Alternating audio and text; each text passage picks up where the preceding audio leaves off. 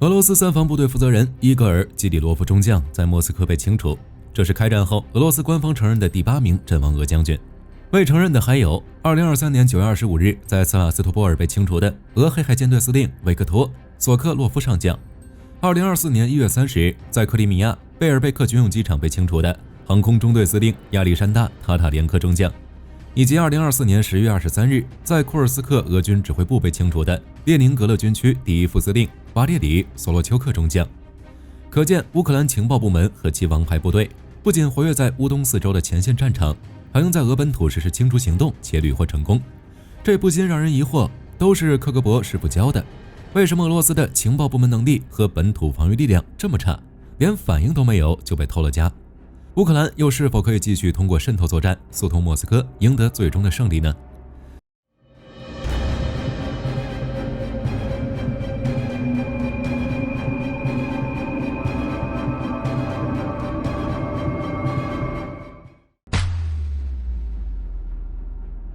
就火力军个人而言，对乌克兰继续通过渗透作战赢得战争最终胜利的看法是表示赞成的。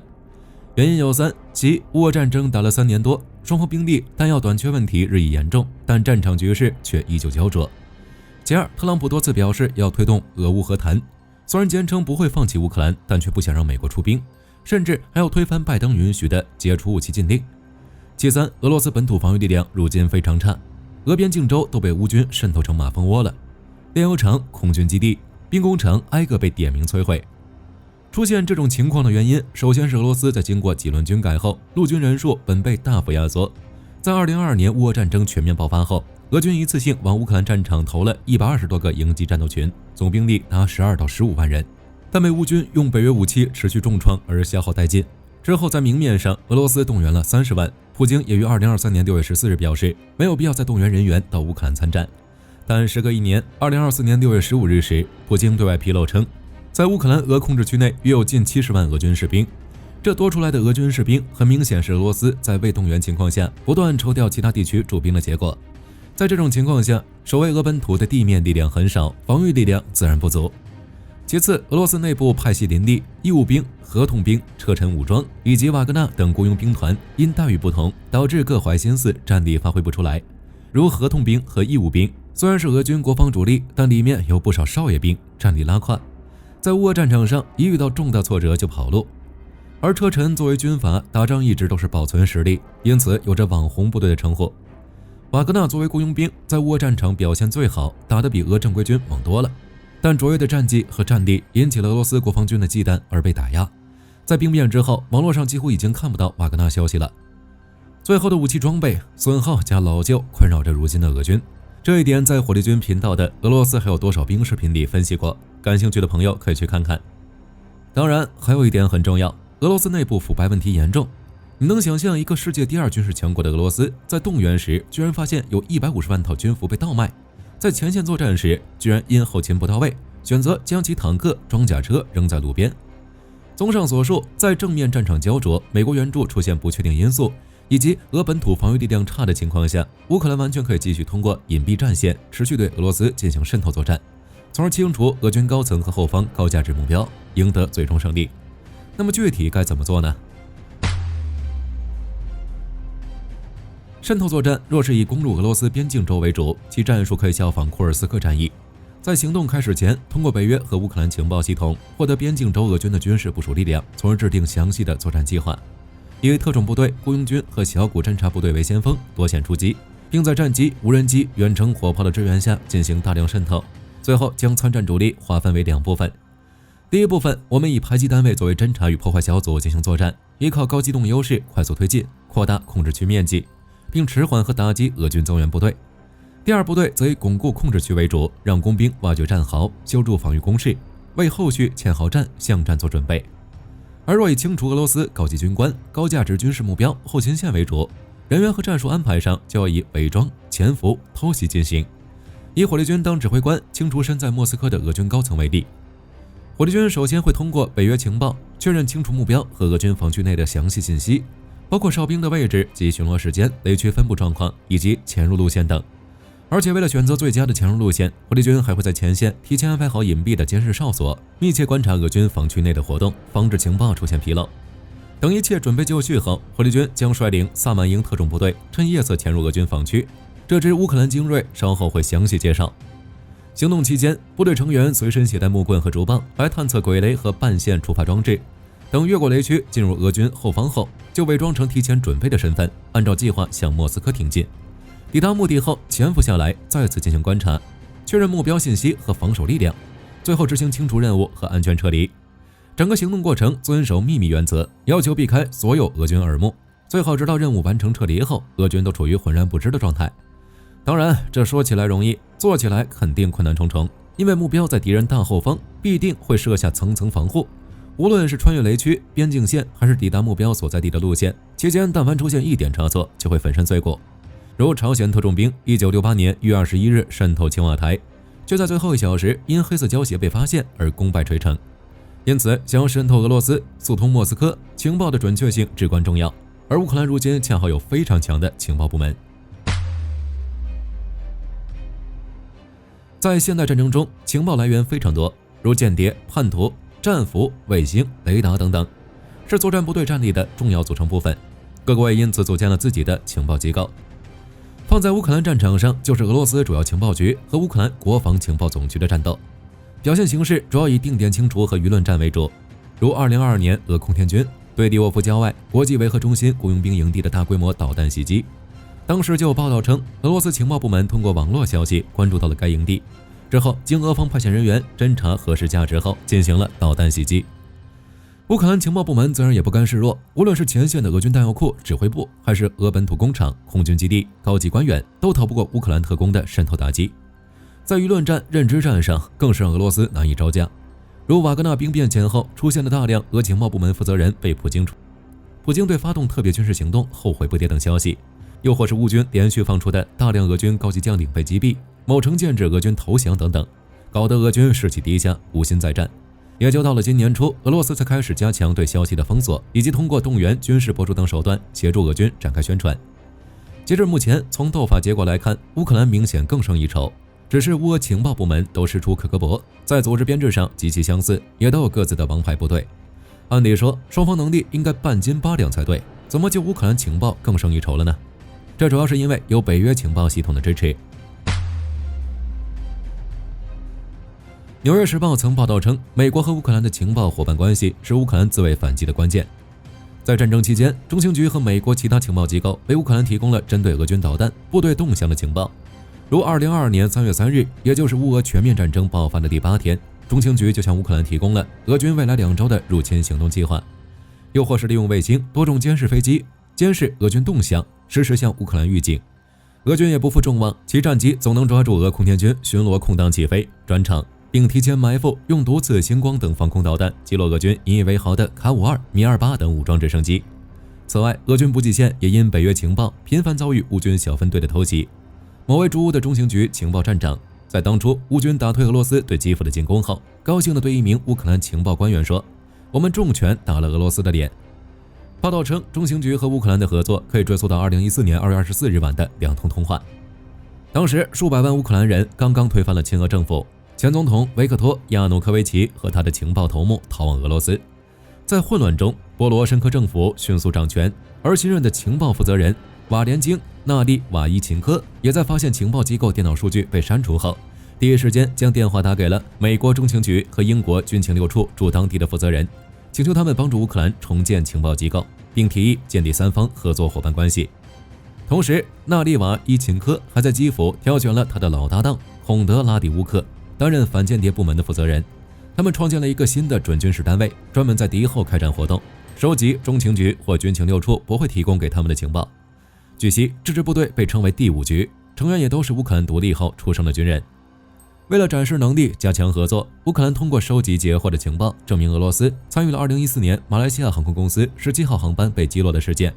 并帮助美国追查了干预2016年美国总统大选的俄罗斯特工，最终赢得了中情局的信任。中情局也投桃报李，截至目前，共和乌克兰国防部情报总局沿俄罗斯边境沿线建立了12个秘密监听站和2个拦截俄罗斯通讯的秘密基地。在人员上，中情局还帮忙培训了新一代乌克兰特工，他们活跃在俄罗斯境内和其他有大量俄罗斯人的地方。在俄罗斯入侵期间，时任乌克兰国内情报机构局长的伊万·巴卡诺夫给予了他们高度评价。这些军官传递了关键情报，没有他们，我们就不可能打败俄军入侵。在情报部门的行动力量上，双方也都有着自己的王牌队伍。俄罗斯方面继承了苏联的2大王牌，其是阿尔法特种部队。据悉，该特种部队是苏联鉴于联邦德国1972年慕尼黑惨案，专为1980年莫斯科奥运会预备建立的一支反恐特战小组，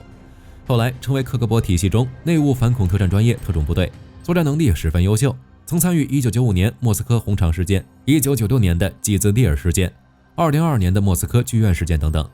是目前俄罗斯情报部门针对国内反恐的尖刀部队。其二是负责境外作战的特种部队，苏联的是信号旗，俄罗斯则是格鲁乌。前者于1981年8月19日成立，编制体制类似于阿尔法，主要承担境外作战，但在1991年被改编成反恐部队后，也承担了一部分国内反恐任务。如在车臣战争期间，信号旗特种部队和阿尔法一起参与了2004年9月的别斯兰事件，后者在俄罗斯主要以俄军旅的形式编成，并直接配属到各军区，在战斗中通常担任军区一级侦察部队，或者作为精锐步兵分队参加战斗。如在哈尔科夫战役和马里乌波尔战役中表演突出的俄军第22旅就是格鲁乌特种部队的一部分。乌克兰方面，其情报特种部队编制与俄罗斯基本类似。在苏联解体后，乌克兰国家安全部立即效仿俄罗斯联邦安全总局，成立了自己的阿尔法特种部队，不断在抓乌克兰境内的俄罗斯特工。在乌俄战争全面爆发后，还曾于2022年2月27日在霍斯托梅尔与车臣第141摩托化团交火。乌克兰国防情报局则成立了萨满营。英国《泰晤士报》曾披露，这是一支精通伏击、敌后清除的乌克兰精锐特种部队。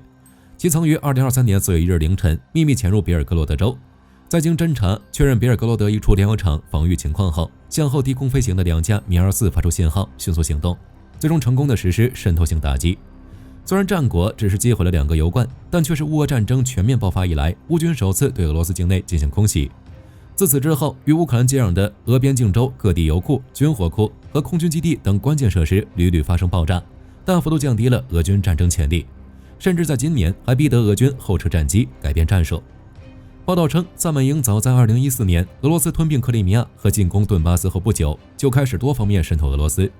虽然诸多细节出于保密并未向外透露，但从已有的信息看，萨满营最初策划的打击行动目标是俄罗斯境内的能源和后勤设施，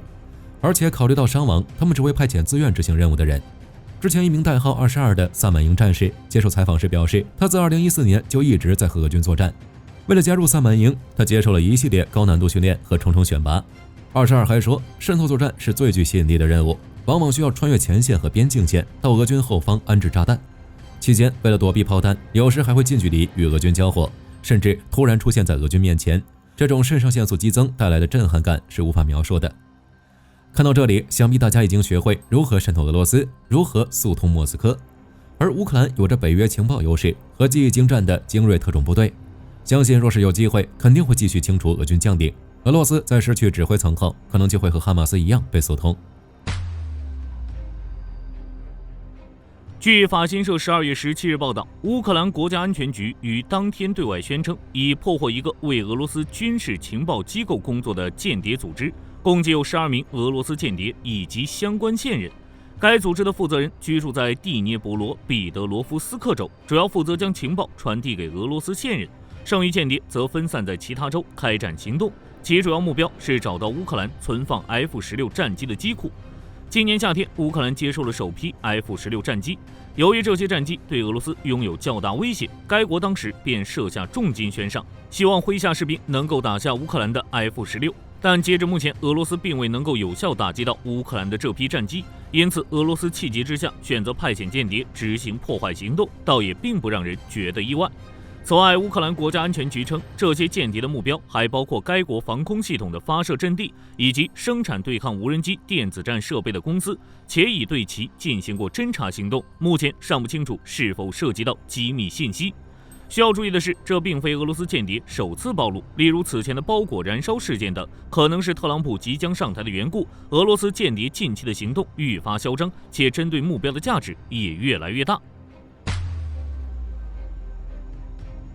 据莫斯科时报报道，继俄罗斯2艘油轮于12月15日沉船后，数艘俄罗斯油轮再次发生事故。其12月16日，一艘油轮在高加索港地区发出求救信号，当时该油轮上搭载有14名船员，并装有4000吨燃料油。根据该船船长后来的报告显示，该船第4个货舱发生泄漏，导致燃油进入压载舱，不过船体的密封性并没有受损，石油产品也没有泄露到水中。其二，12月17日晚，一艘油轮在西木希尔岛东北50公里处，向勘察家彼得罗·巴阿甫洛夫斯克的海上救援中心发出了求救信号。随后，俄罗斯派遣救援船紧急前往事发地，并将出事油轮拖至港口。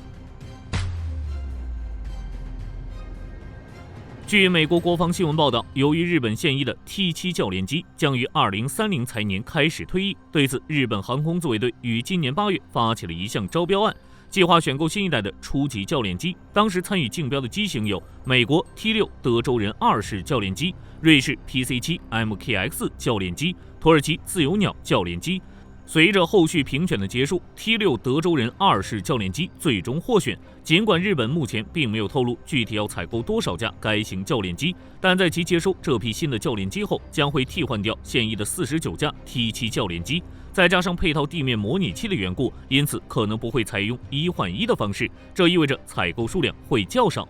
除日本外，越南空军先前也获得了12架 T6 德州人2式教练机订单，且已于上个月完成了首批交付。泰国也接受了12架 T6 德州人2式教练机，还有8架攻击机版本的 AT6TH。新西兰也拥有11架 T6C， 仍在担负空军飞行员的初级训练任务。据日本共同社报道，12月17日，日本与美国举行了联合核能防灾训练。据悉，该训练始于2007年，此次已经是第17次。参演成员包括日本内阁府和美国大使馆等9个机构，总计约180人。训练内容主要围绕停靠在横须贺基地的华盛顿号航母展开，假设其发生了核泄漏事故，并向海水中释放了约300升含放射性物质的冷却水。训练开始后，美日双方设置的模拟的灾害对策总部，并共享信息约2小时。随后，日本原子能规则厅和美国海军负责人还登上了横须贺海上保安部的船只，在华盛顿号航母周边进行了海水和海底土壤采样，以模拟调查污染情况。据以色列第12频道报道，以色列政府批准了一项新计划，将投入1100万美元，以扩建其在戈兰高地的定居点，使该地区的人口数量提高1倍至2倍。与此同时，以色列总理内塔尼亚胡也进入戈兰高地缓冲区，并登上了最高峰黑门山。据悉，这还是以色列在任领导人首次进入叙利亚境内。与之一起同行的还有以色列国防部长卡茨和参谋长哈勒维等人。据内塔尼亚胡表示，以军控制黑门山只是临时措施，旨在保护以色列北部免受威胁。此外，据以色列时报报道，叙利亚南部的6个村庄还要求并入以色列在戈兰高地的占领区域，具体消息有待验证。另一方面，以色列再次对也门胡塞武装动手了，目标直指其首都萨那。据以色列陆军广播电台报道，12月19日，胡塞武装使用弹道导弹空袭以色列，但在以色列领空外被拦截。随后，经以色列国防部长卡茨批准，以色列空军、海军和情报局轰炸了也门首都萨那的2座中央发电站，以及萨利夫港、荷台达港和拉斯伊萨油港。由于此次空袭距离超过2000公里，比10月对伊朗的报复行动更远，该媒体还称这是以色列有史以来最远程的军事行动。实际上，自去年以哈战争以来，胡塞武装持续攻击与以色列、美国或英国有关的船只，并多次向以色列发动常规导弹和无人机袭击，而以色列通常会采用铁穹防空系统进行拦截。但近几日，胡塞武装却多次发动弹道导弹袭击，比如12月16日，胡塞武装向以色列特拉维夫发射了一枚高超音速导弹。以色列想要拦截该型导弹，需要动用箭式系统，而一枚箭2或箭3导弹大约需要200-300万美元，且在拦截过程中可能会存在弹片溅落风险。这就意味着拦截胡塞武装袭击的成本增高，风险变大，倒不如直接对其空袭。而此次以色列的回击也是继今年7月和9月后第3次针对胡塞武装发起的军事行动。至于有没有后续，估计还要看胡塞武装的反应了。好了，以上就是本期影片的全部内容了。若大家是指挥官，又会如何速通莫斯科呢？欢迎在评论区讨论一下。我是火力军，下期再见。